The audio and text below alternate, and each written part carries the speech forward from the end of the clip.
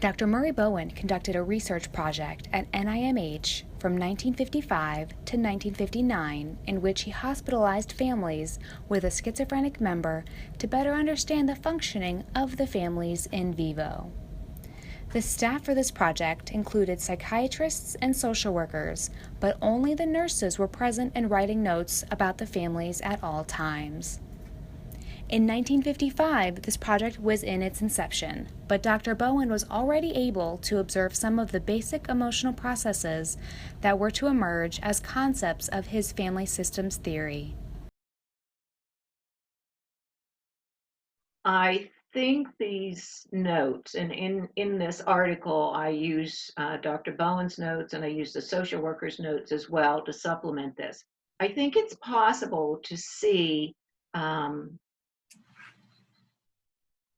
well, one thing I think it does, I think the notes recreate the gestalt then on the ward.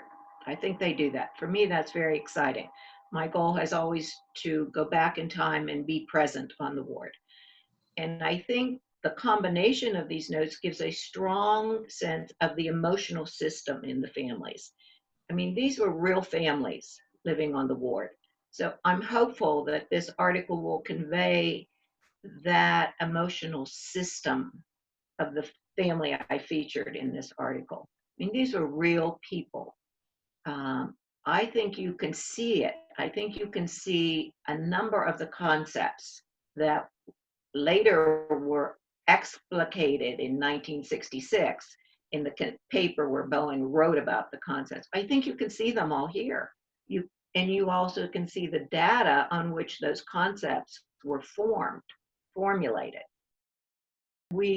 Each one of us are involved in the process of our system is not too difficult to accept intellectually, but to actually get that, I think, is difficult. It's easy to say, well, the problem's over there, it's between Joe and Susie. I think when you read these notes, what you see is the interchange, the interactions. They are involved.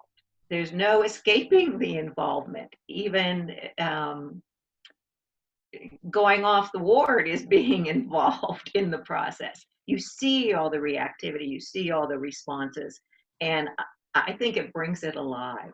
I think it actually brings the research, Dr. Bowen's research, alive right now, here in the present.